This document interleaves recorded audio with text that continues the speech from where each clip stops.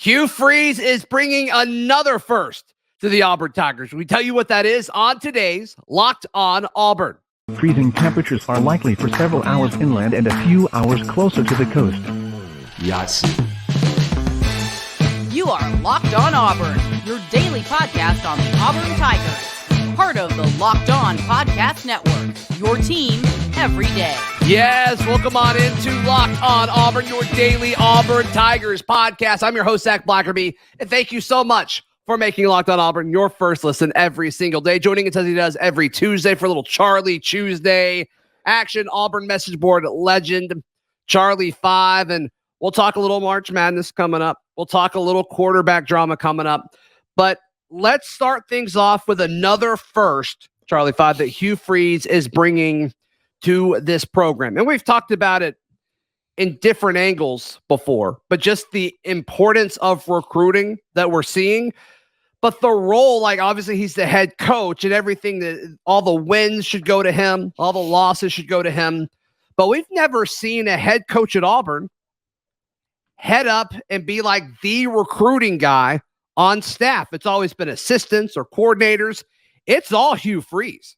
Oh, no doubt. Like you got your guy like Zach Etheridge, who's got the title of recruiting coordinator. Right. But make no bones about it. Early on, so far, Hugh Freeze is the lead dog when it comes to recruiting. He's got his coaches like he likes it. He's got, Philip Montgomery on offense, even though he's still, he's one else. He still wants to be involved a little bit in offense. He's got Roberts on defense. This guy is absolutely going nuts in recruiting. Like it's all he does. It's all he does. Another cool thing, like I don't know if he has a very good assistant. I don't know if he has a very good like off-field staff that's like keeps him to the minute on like when dead periods in, when quiet periods open up, when he can do this, when he can do that. Because when those things go down, like when a restriction lifts that he can call somebody, he's got it lined up. Boom. I've called him. I've set up Zoom calls. It's just so on top of he's just so on top of everything. Yeah. And kids are already saying stuff like there's a linebacker recently, his pitch, I'm taking over this kid's recruiting, basically. Hugh Freeze, I'm taking over this kid's recruiting. And Cole Pinker wrote about this kid, D'Angelo Barber, I think he goes by DJ, but 4-star linebacker from Chalkville High. And here's the quote that Cole got from him. Just always talk. He said, he always tells me when he gets me on the phone that I won't talk to another SEC head coach more than him. Yeah, there you go. It's just alpha type stuff, man. And I have no doubt that statement's true. I have no doubt whatsoever that statement's true. Like you could, if you're questioning, like, oh yeah, what about so-and-so? What about so-and-so? I mean, just go down the line. Like go down the line. Gus always would have a guy. Like Gus would always have a guy, and Gus recruited, but it was never to this level of intensity. Yeah, it seemed like Gus would talk to quarterbacks, and then he would be brought in to kind of be the big guns. Like, hey, we really need to focus on this guy. Yeah. But he was never like the first guy in, which I think is going to be more normal to most programs. Like the head coach is going to be doing more CEO stuff. And that's kind of what we heard from Malzahn like every other year, right? He'd be like, I'm taking more of the CEO role. We'd all be like, yes, awesome. Other coaches are going to be able involved, yada, yada, yada, which is fine. I mean, I think different programs can succeed in different ways. And then, like, I guess the other argument to that would be like, well, Chizik, during Chizik's short stint here, like he recruited. Closest. Yeah, I mean, that remarkable class. But I think the biggest argument to that is like, well, Trooper Taylor was a really, really big part of that. Trooper, Looper, and then Tommy Thigpen, like those three guys, good point. Those were the faces of that recruiting department. You know what I mean? Like they were the guys. Yeah. And I think with this staff, I mean, Tuberville, whatever with Tuberville, but he just didn't. It just what recruiting hadn't gotten to what it's become yet under Tuberville.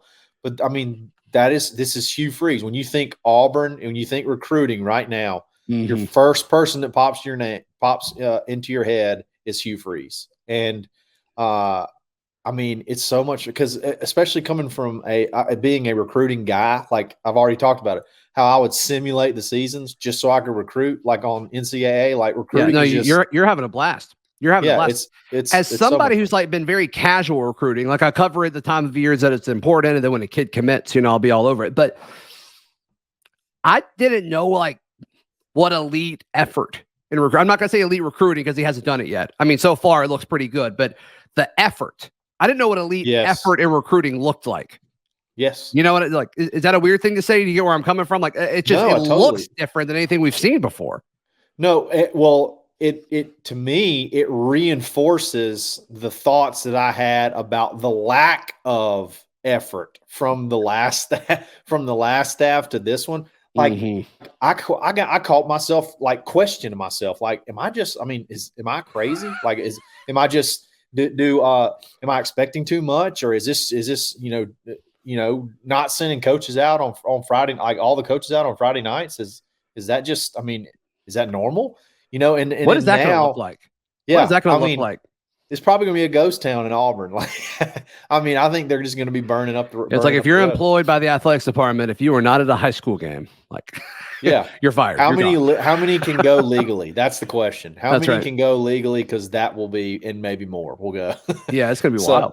So, and then you see the way the effort and the things that he's putting into it, and then the guys that have already visited so far in spring, like we've only had 3 practices, the top high level recruits that have already been here, and then who's scheduled already. It's like boom, boom, boom. Got them scheduled day by day by day. And then on top of that, the ones that can't come, he's got them zooming in, watching practice, and he's interacting with them while we're having a practice. Like it's crazy.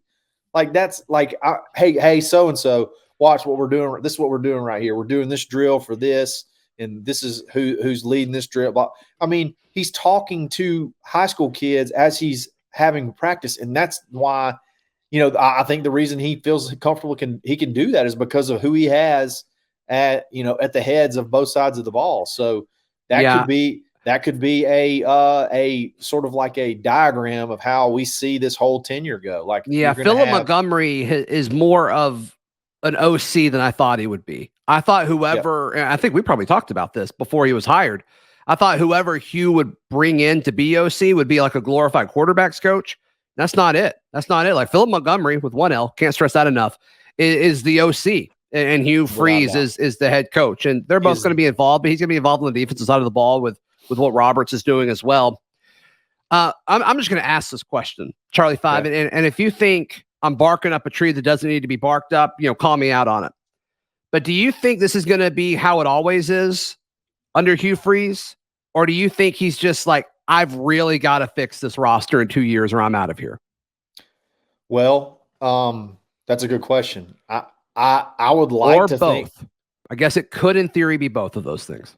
I think that, it is. I think it is both. But I do think that, and he said himself that the 24 and 25 class will determine our future. So like you got a sense of urgency there. And then in general, though, I think he just gets it. Like that Auburn can sell itself to an extent, but you got to push the kid over the limit. Like you got to get. I think we learned over the last 2 years, Auburn can't always sell itself.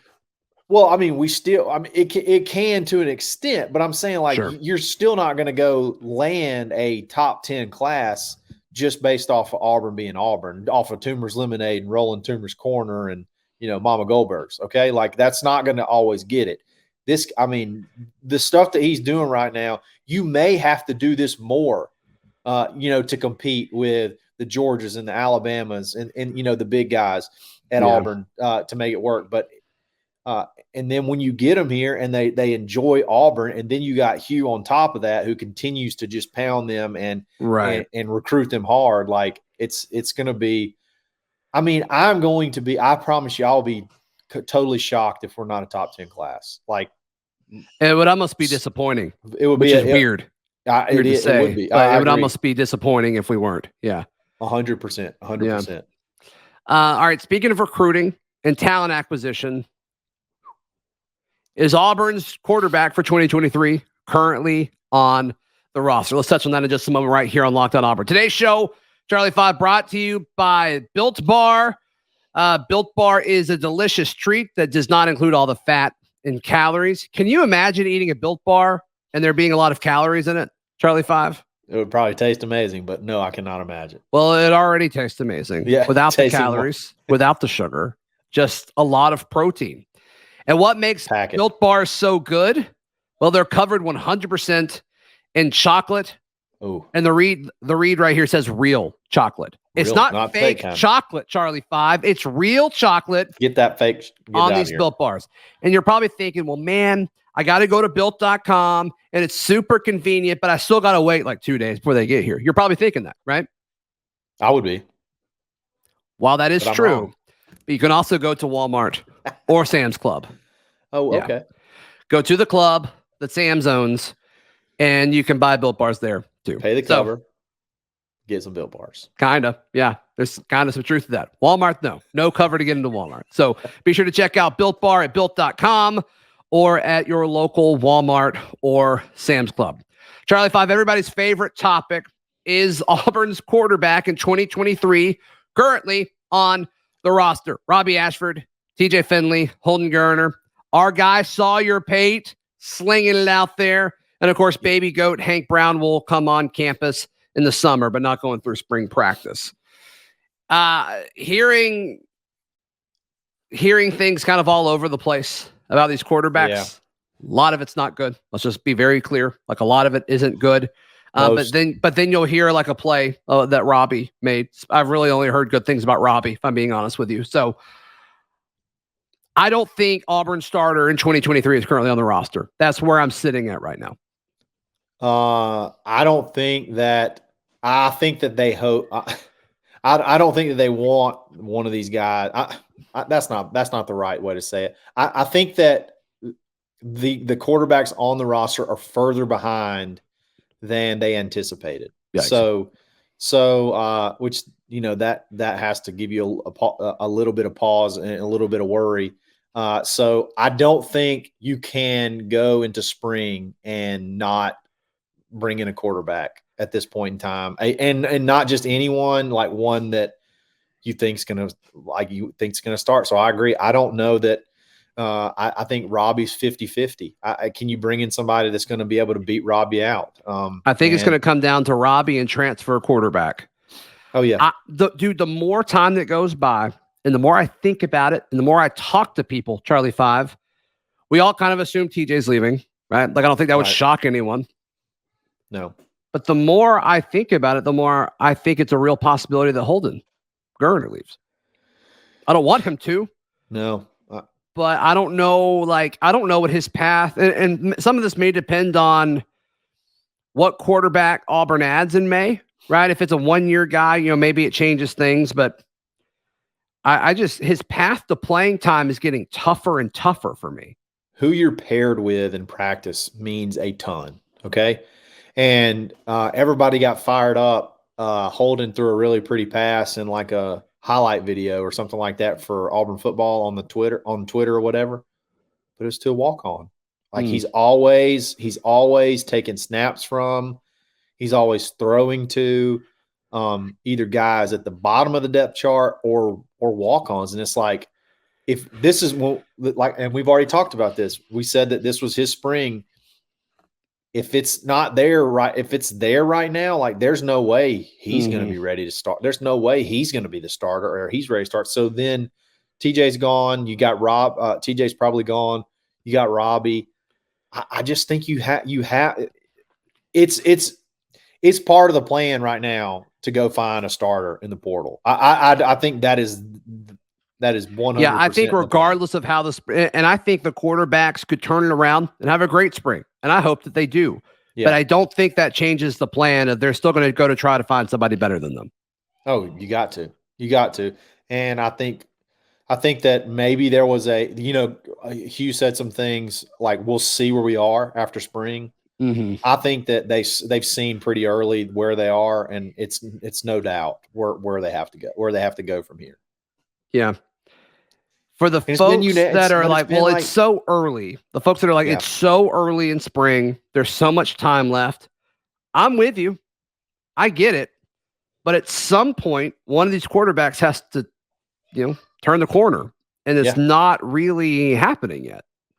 No, I mean, and it's been unanimous. Like there's just not I haven't seen any like source, any beat writer, any site where it's been like so-and-so had a standout. I mean, I know there's only been 3 practices, but so-and-so stood out today at practice. There hasn't been one. There hasn't been. Every one of them's been, the quarterback struggled, stuff like that.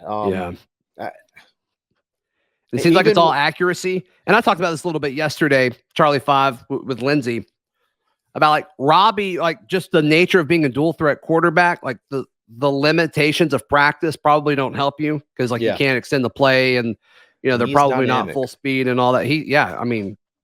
That's where he's going to be better than everyone else.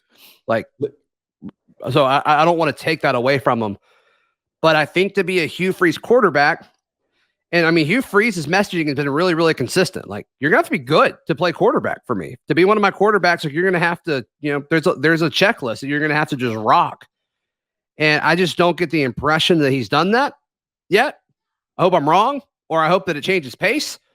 But I have a tough time seeing it right now. Here's a quick little point, okay? For those for the people that are sort of that were behind the quarterbacks, like, hey, we're going to back these quarterbacks. It was all about, hey, they can perform better under behind a better offensive line. Okay, would you say that's pretty much a vast majority of the people that were not just like, oh, they're all terrible, get them off? They're like, let's wait till we see them behind a good offensive line. Yeah, would you totally. say there's okay? Sure. And then the first practice we hear that the offensive line set the tone of the practice. Right. The very first practice. Okay. But we're still not getting it's still the same old stuff from the quarterbacks. So it's the offensive line is clearly better to the tune of, hey, they've got the defensive line on notice. Like, hey, we can't just, lean on these guys and it's game over like it was last year. Like, right. They're setting the tone. But yet we're still having issues at quarterback. And that, to me, that sort of speaks volumes. I expected whenever I heard offensive line setting the tone that we were going to hear all these great stories about, Robby throwing dimes, the field opening up, the giving them time to process things. Right. And we're not hearing any of that. We're not hearing any of that so far. So, I think that's a key, as well. That hey, we do have a pretty talented offensive line right now. That's put some folks on notice, but yet we're still not able to do the easy thing. We still make offense hard from the quarterback position. Yeah. All right, it's March. Let's talk a little tournament hoops action as the Tigers punch an exclamation mark at the end of the season to secure their ticket to the big dance. But first things first, they take on Arkansas up in Nashville later this week. Charlie 5, let's discuss that in just a moment right here on Locked On Auburn. But today's show brought to you by our friends at FanDuel. And when you look at their odds at FanDuel to win the SEC tournament, I had it right here. It went away from me. Here it is. SEC tournament winner. Alabama leading the way at plus 165. Tennessee at plus 340. Kentucky at plus 470. A&M plus 650. Then there's a pretty big drop. Arkansas at plus 1,300. Then Auburn at plus 1,600. So if you think the Tigers can go on a little bit of a run and you call your shot, that would be that'd be a pretty nice payout. And the cool thing about FanDuel is if you're a new customer, you get a no sweat first bet up to $1,000. So that's bonus bets if that first bet doesn't hit. So there's really no reason not to try it. No risk. No risk at all. So head over to FanDuel.com/lockedon. That's FanDuel.com/lockedon and learn more. Make every moment more with FanDuel, an official sports betting partner of the NBA, NFL, and the Locked On Podcast Network. Auburn taking on Arkansas. What is your confidence level going into the SEC tournament? Okay, so I saw a stat and it kind of blew my mind. Since the road Tennessee game, since we played Tennessee on the road, we are leading the conference in 3-point percentage, 39% from three. So that's the last 5 or 6 games or so. So we're starting to hit shots. even though the win-loss record doesn't quite show it, we are peaking right now. We have been playing some really good basketball, sans the Kentucky game. Like that was I went on the radio in Mobile yesterday, and they were like, okay, there's a story that like Auburn's peaking, but like they've only won one game.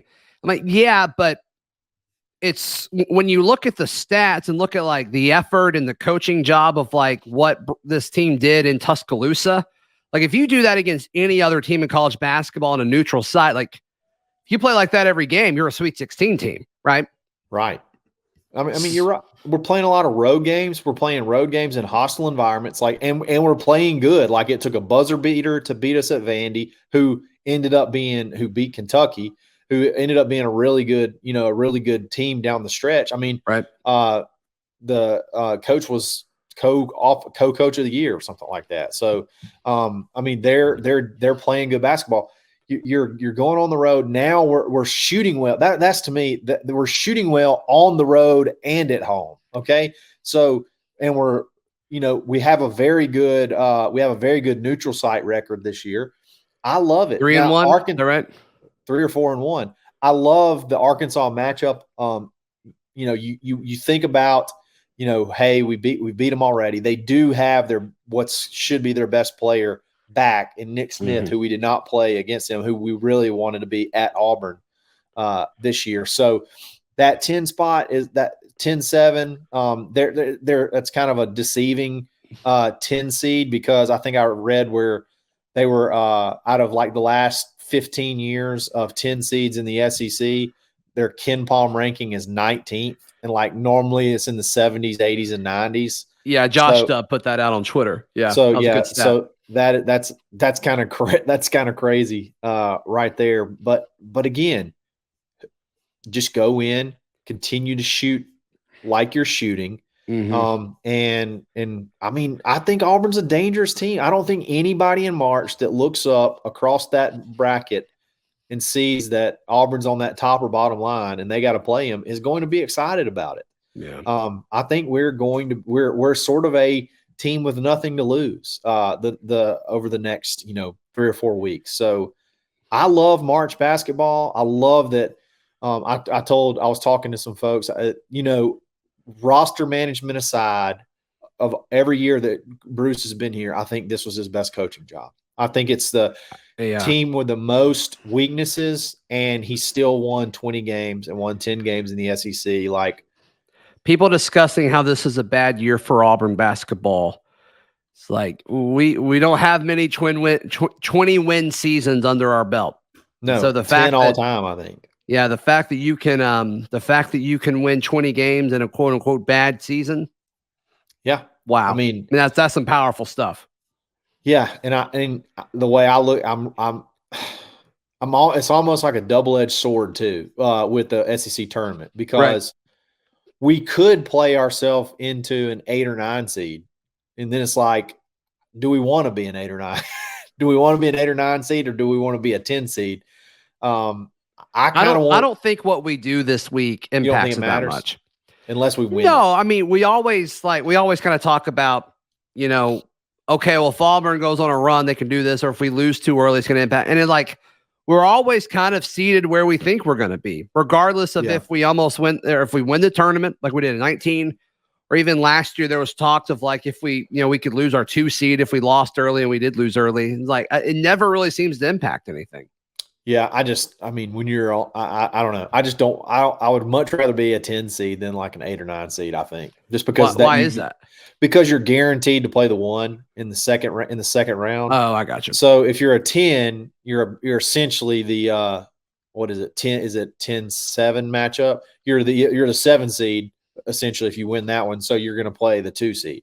Or if you're an 11, you're going to play the 6. You're going to play 6, and then you're going to play the 3 seed after that to go to the Sweet 16. So 10 seed, there's honestly, I mean, you're going to laugh. There's honestly only about, I don't know, 4 or 5 teams that I just feel like there's no chance that we have if that many. I think we got a chance. You're bugging about. I'm bugging right now. I'm bugging. I feel like we scored 80 points on the number 1 defense in the SEC, like at will.